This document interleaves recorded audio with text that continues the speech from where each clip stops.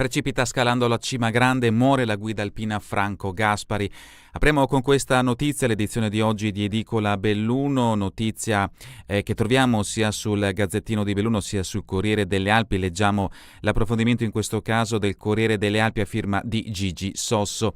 Guida alpina precipita per 30 metri dalla Cima Grande e muore sotto shock i due alpinisti che erano insieme a lui ma non attaccati con una corda con la vittima. Incidente mortale ieri mattina sulle tre cime di Lavaredo. A perdere la vita il conosciutissimo Franco Gaspari, ampezzano di 64 anni. Non era solo una guida seria e preparata di Cortina d'Ampezzo, ma anche uomo del soccorso alpino, scoiattolo, studioso e scrittore appassionato della storia di montagne che conosceva come fossero tante sorelle. Potrebbe aver sofferto un malore e a sostegno di questa ipotesi c'è il fatto che sia caduto senza nemmeno urlare. Non si sono sentite grida disperate nel silenzio dolomitico dello spuntone centrale, quello che si arrampica in cielo fino ai 2999 metri di altitudine della vetta. Chi era con lui confida che già nella prima fase dell'ascesa Gaspari non stava benissimo, le gambe pesanti gli avevano dato un avvertimento, ma da uomo di montagna non le aveva ascoltate e non si era fermato. Si trovava insieme ad altre due persone lungo la via normale, quella aperta nell'Ottocento dai pionieri dell'alpinismo Paul Grohmann, Franz Innerkoffen, Peter Salker. Il più esperto Gaspari era il primo del gruppo, in maniera del tutto improvvisa ha perso l'appiglio e non per un'imprudenza o un contrattempo tecnico. I compagni se ne sono accorti ma non l'hanno visto perché in quel momento era nascosto da uno spigolo né sentito, e questo non è per niente usuale. L'uomo ha fatto un volo di 30 metri, superato il primo momento di preoccupazione e anche di sconforto. Verso le 10.50 uno ha chiamato il 118 con il proprio telefonino allertando la centrale del SUEM, che ha subito inviato sul luogo indicato l'elicottero Falco. L'equipaggio dell'eliambulanza ha individuato il corpo in un canalino e, semmai ci fossero state tenui speranze di ritrovare l'uomo in vita dopo un volo del genere, si è reso conto che non si muoveva. Tecnico di elisoccorso e dottore sono stati sbarcati nelle vicinanze. Il medico legale non ha potuto che constatare il decesso di Gaspari, se non altro per il pesante politrauma sofferto, anche se quasi tutto fa propendere per il malore improvviso. I soccorritori hanno provveduto a spostare la salma in un luogo più accessibile, mentre l'eliambulanza recuperava gli altri due alpinisti per accompagnarli a valle. Il corpo è stato preso in carico in un secondo momento e lasciato alla piazzola del rifugio Auronzo sotto la custodia del soccorso alpino della Guardia di Finanza, in attesa dell'arrivo del carro funebre per il trasporto in obitorio. Da capire se il magistrato si accontenterà dell'ispezione cadaverica esterna oppure vorrà capire se c'è una causa precedente alla caduta e disporre l'autopsia. La decisione sarà presa non appena gli atti arriveranno sulla sua scrivania. Gaspari lascia la moglie Chiara Michielli e due figli. Passiamo adesso alla prima pagina del Corriere delle Alpi con le notizie messe in primo piano. Ovviamente la prima notizia è quella che abbiamo appena letto, questa tragedia che ha coinvolto la guida alpina Franco Gaspari, morto ieri sulle sue montagne. L'articolo è stato scritto da Gigi Sosso. Altre notizie invece dalla prima pagina del Corriere delle Alpi. Il CIO, pista da bob, un grande lavoro verso i giochi. A Milano con Malagò e Varnier la commissione di coordinamento del Comitato Olimpico, l'approfondimento di Michela Dalmas, da pagina 28 a pagina 29. Processo a Belluno, maltrattamenti alla moglie, condannato a 3 anni, l'articolo a pagina 19, marito condannato a 3 anni di reclusione per maltrattamenti, risarcimento di 7.000 euro per la moglie vittima del suo odio, ennesimo episodio nel Bellunese dove nel 2025 sono state presentate 47 domande di reddito di libertà assegnato a donne vittime di violenza, ma i soldi non bastano per tutte. E ancora Galleria di Pedesalto, il tunnel aggancia il cassone del Tir, che vediamo in questo scatto, l'approfondimento di Curto a pagina 24. Un ulteriore approfondimento, un ulteriore richiamo alla vittima Franco Gaspari. Il ritratto: era nato a Cortina nel soccorso alpino dal 1985, un esperto di elicotteri. Ampezzano fin dal cognome, Franco Gaspari Moroto, era nato a Cortina 64 anni fa. Non era solo una guida alpina, nel 1985 era entrato nel soccorso alpino segnalandosi come uno dei primi 10 tecnici di elisoccorso del SUEM, portando a bordo del Cadorino Falco e del Trevigiano Leone la sua preparazione e competenza. Passiamo adesso alla prima pagina del Gazzettino di Belluno. Anche il Gazzettino di Belluno dedica la notizia in primo piano a questa tragedia avvenuta sulle montagne bellunesi. Titolo a piena pagina: volo mortale sotto gli occhi degli amici. Scalata sulla Grande di Lavaredo finisce in tragedia. Perde la vita Franco Gaspari, guida e tecnico del soccorso alpino. 2 compagni di cordata l'hanno visto precipitare. Uomo di grande cuore, ha dedicato l'esistenza a salvare le persone. In questo caso l'articolo è a firma di Bona. Frana, strada chiusa, famiglie costrette a guardare il torrente, cantiere a rilento, residenti in trappola dentro l'acqua con le borse della spesa.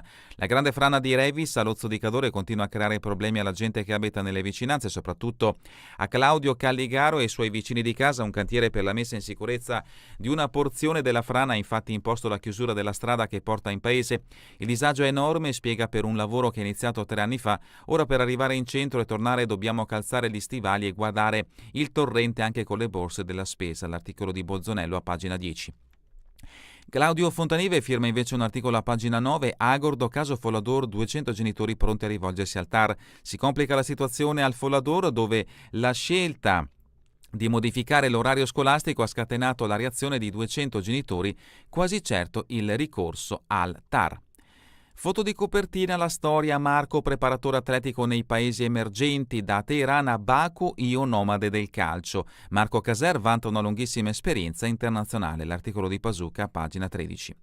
E ancora camion col cassone aperto, incidente shock in galleria, notizia che ha avuto richiamo anche sulla prima pagina del Corriere delle Alpi.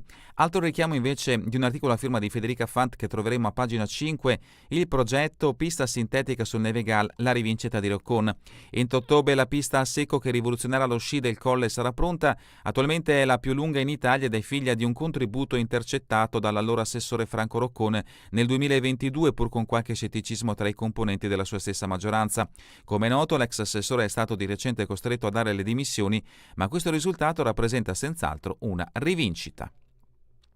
Belluno, ex Agip, 1400 firme per contrastare la variante. L'articolo di Giovanni Santin a pagina 2. E ancora calcio dilettanti, a Gordina travolta nella ripresa, in Supercoppa è festa a Auronzo. L'articolo di Daurù a pagina 14. Pieve di Cadore, Gran Caffè Tiziano, sabato si celebra la rinascita. L'articolo di Bolzonello a pagina 11. E ancora Feltres, termovisole ecologiche, questa è raccolta sostenibile. L'articolo di Scarton a pagina 6. A pagina 2 la notizia principale ci porta nel capoluogo. Stiamo leggendo il Gazzettino di Belluno. La carica dei 1400 sull'area ex Agip non è una vera rigenerazione. Il Comitato Baldenic 24 ha depositato ieri le osservazioni sull'adozione della variante del piano urbanistico attuativo. Il portavoce Daniele: si tratta di gravi incongruenze tecniche e giuridiche, si rischiano danni irreversibili. L'articolo è a firma di Giovanni Santin. Il nodo, il futuro, assediati dal traffico e la viabilità può solo peggiorare. Sanità, quando la promozione della salute passa anche dalla scuola. I progetti promossi dall'USDA numero 1 spaziano dalla prevenzione delle dipendenze all'affettività per arrivare allo sport. Un altro articolo, in questo caso a firma di Alessia Dallò, che troverete a pagina 2. Continuiamo invece con pagina 5, pista sintetica. Già in ottobre Roccon si prende la rivincita. Il progetto di rilancio del Nevegal aveva ottenuto oltre 1 milione di euro. L'ex assessore, poi costretto a dare le dimissioni, si era battuto per avere i fondi. Vediamo in questo scatto, per chi sta guardando da Facebook o YouTube, i lavori al termine della pista sintetica da sci sul Nevegal. L'impresa dovrebbe chiudere il cantiere entro il mese di ottobre. Continuiamo con le notizie presenti in questa pagina. L'iniziativa Sport in piazza per tutte le età, occasione di crescita e benessere. L'appuntamento è per il 20 settembre nelle piazze del centro. Da Belluno a Feltre, le nuove isole ecologiche interrati 7 impianti. Le ultime calotte verdi sono state installate in questi giorni in via Rizzarda. Anche Feltre celebra lo sport in piazza, la città diventa un campo di gara, una quarantina di società proporranno numerose discipline. L'appuntamento anche per Feltre è in programma questo fine settimana come per il capoluogo bellunese. Siamo a Fonzaso, cassone incastrato nel tunnel, 3 ore di caos sulla regionale, il rimorchio era alzato e ha impattato rovinosamente contro la volta d'ingresso, alla guida c'era un 53enne di Trento portato all'ospedale per un trauma cranico. E vediamo in questo scatto appunto il cassone che ha impattato contro appunto la galleria, fortunatamente non ci sono state vittime. Pedavena, Croce Daune, fine settimana tutto gas, l'appuntamento ovviamente è per gli appassionati dei motori e della velocità. Siamo invece adesso ad Agordo, Folador, pressi dei genitori sempre più lontani, pronto un ricorso al TAR. A pochi giorni dalla scadenza dell'ultimatum delle famiglie per ripristinare il vecchio orario, la dirigente Pancieri tira diritto. Sono saliti a oltre 200 i firmatari della protesta contro la dirigenza del Folador di Agordo per ripristinare l'orario scolastico come in vigore fin dal 2010, intanto nella questione sono stati coinvolti anche i sindaci. La dirigenza del polo di istruzione a Gordino aveva deciso unilateralmente il cambio di orario per l'anno scolastico in corso, comunicandolo alle famiglie soltanto pochi giorni prima dell'inizio delle lezioni. Passano i giorni e la scadenza dell'ultimatum di 15 giorni a firma di un legale per far cambiare idea alla preside si avvicina. Al momento la dirigente scolastica Antonella Pacieri tira dritto e appare quanto mai probabile un ricorso al TAR. Dalla Mona a Domegge, Municipi viola nella 7ª giornata dei tumori femminili, l'articolo a firma di Alessia Dallò. Passiamo a Lozzo, cantiere Lumaca, via chiusa, noi in acqua con la spesa. Per consentire i lavori su una frana il comune vieta il transito in via Roma, 2 famiglie costrette a guardare un torrente per raggiungere il centro, ed ecco appunto il torrentello che gli abitanti di via Ronzi a Lozzo sono costretti a guardare ogni giorno per raggiungere il centro.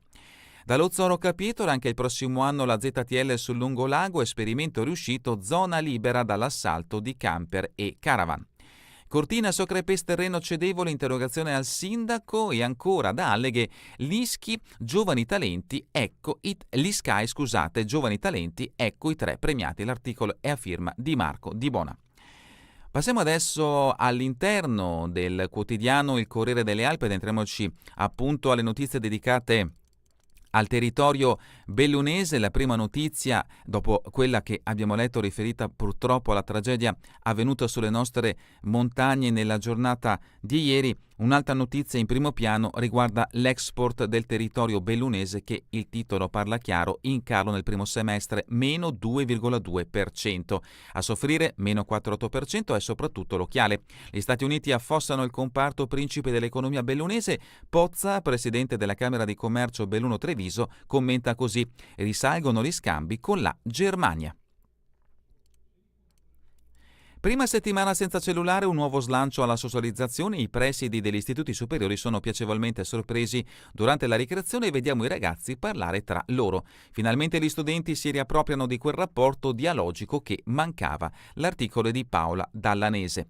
E ancora, non utilizzarlo all'intervallo è una cosa che non capiamo, la limitazione non è stata accolta proprio bene dai giovani, quindi pensieri in questo caso opposti da parte dei presidi e da parte degli studenti. L'approfondimento vi aspetta a pagina 18 del Corriere delle Alpi. Siamo a pagina 19, reddito di libertà, pochi fondi, accolta la metà delle domande, aumentano le richieste del sussidio, quest'anno ne sono state presentate 47, le donne vittime di violenza hanno diritto a una quota mensile di 500 euro all'anno, l'articolo a firma di Paola Dallanese. E a proposito di maltrattamenti alla moglie condannato a 3 anni, l'articolo a firma di Gigi Sosso, dal caffè corretto fino al 10° brick di vino, spesso ubriaco, un padre di famiglia poteva dormire oppure maltrattare la moglie, non c'erano molte alternative nel corso della giornata tipo. Ieri è stato condannato a 3 anni di reclusione dal Tribunale di Belluno per maltrattamenti in famiglia. Notizia invece adesso che interessa la nostra, ovviamente tra virgolette, Chiara Isotton, l'abbraccio dei bellunesi a Chiara, alla Fenice una tosca stupenda. Parla la soprano Isotton, questo è un posto magico per me, quando studiavo venivo a vedere prove e spettacoli. L'articolo a firma di Lina Beltrame. È stata una magnifica tosca l'opera che ha calcato il palcoscenico del Teatro La Fenice di Venezia per 5 repliche.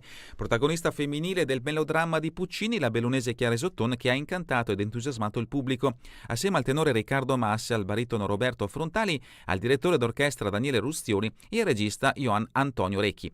A fine spettacolo tutto il cast ha avuto applausi e acclamazioni per almeno 10 minuti e i commenti sull'originalità dell'allestimento ambientato negli anni 50, sull'accuratezza dei costumi, sull'abilità ed esperienza dei cantanti del coro, sulla bravura e presenza scenica di Chiara Isotton si sono protratti a lungo nel foyer del teatro, dove erano presenti tanti bellunesi. L'opera di Puccini mi ha regalato tanti momenti indimenticabili. In questo teatro regna una grande professionalità, tutti danno il massimo. Queste le dichiarazioni appunto di Chiara Isotton.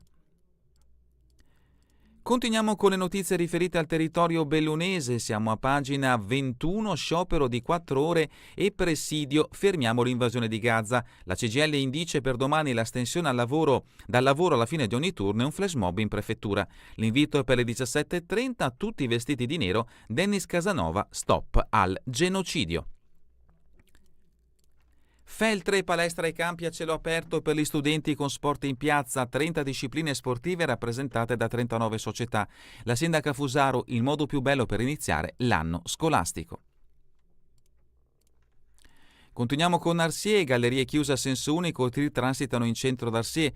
Il sindaco Fauro va fatta rispettare l'ordinanza, la rabbia dei premierotti neanche avvertiti dai lavori. E continuiamo con pagina 25, notizie dalla Val Belluna. Siamo a Borgo Valbelluna, Don Zago andrà a Follina, nuovo prete Michele Maiolo. Pioggia di nomine del vescovo Battocchio, a soli 4 mesi dalla nomina. Il sacerdote ha guidato Conegliano, Pare, Collabrigo e Campolongo. Volago di Sedico, il pirata sarà risentito ma potrebbe tacere, migliorano i 2 feriti. Altra notizia che interessa un incidente avvenuto poche settimane fa appunto nel comune di Sedico. Longarone, Lattebus che non si ferma, Longarone il 10° bar bianco, ora presidiamo tutte le Dolomiti. Domani l'inaugurazione, alle 13 apertura al pubblico, il locale costruito al posto del ristorante Tre Archi. E per chi ci sta guardando da Facebook o YouTube appunto una foto esterna del bar bianco che, lo avete sentito, da domani aprirà le porte, i battenti all'ingresso di Longarone. Riflettori puntati su Villa Crotta per il restauro delle sculture, notizia in questo caso che ci porta ad Agordo. Sabato ad Agordo un convegno per celebrare la figura dell'artista barocco Fedele Raggi, a seguire la presentazione delle statue recuperate grazie a un intervento di quasi 2 anni. Nel weekend i lupi di Agordo in gran raduno per la caserma, altra notizia che interessa l'Agordino. Passiamo adesso a Cortina. Cortina, la pista da bob supera le aspettative, il CIO promuove Simico. A Milano ieri l'ultima commissione di coordinamento del Comitato Olimpico, l'85% delle opere già pronto, raccolti 450 milioni di euro dagli sponsor. E sempre per quanto riguarda le Olimpiadi, servono altri 300 volontari, biglietti, una nuova finestra. La prossima settimana nella capitale lombarda la selezione del personale. Per la cerimonia di apertura in vendita ulteriori ticket dalla fascia più economica. E terminiamo con la rubrica Giorno e Notte, rubrica dedicata al territorio bellunese. Un fine settimana con la Cavarzan Fest, il clou con la 4 passi sotto le stelle.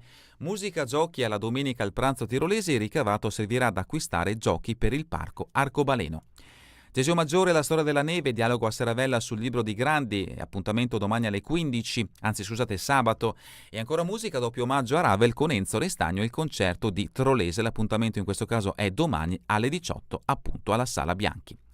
Ultima notizia che leggiamo oggi, sport, promosso a Coverciano, Gazzi è tra i big del calcio, per ora non cambio, resto il vice di Zaffaroni. Il tecnico di Santa Giustina ha conseguito il patentino UEFA Pro, me lo ha consigliato Ventura, per me una grossa opportunità. L'intervista in questo caso è firma di Gianluca Dapoian. E con questa notizia è davvero tutto per l'edizione di oggi di Edicola Belluno. Vi ricordo che torneremo in replica questa sera via streaming e domani mattina all'1, ora locale italiana. A voi tutti un buon proseguimento di giornata.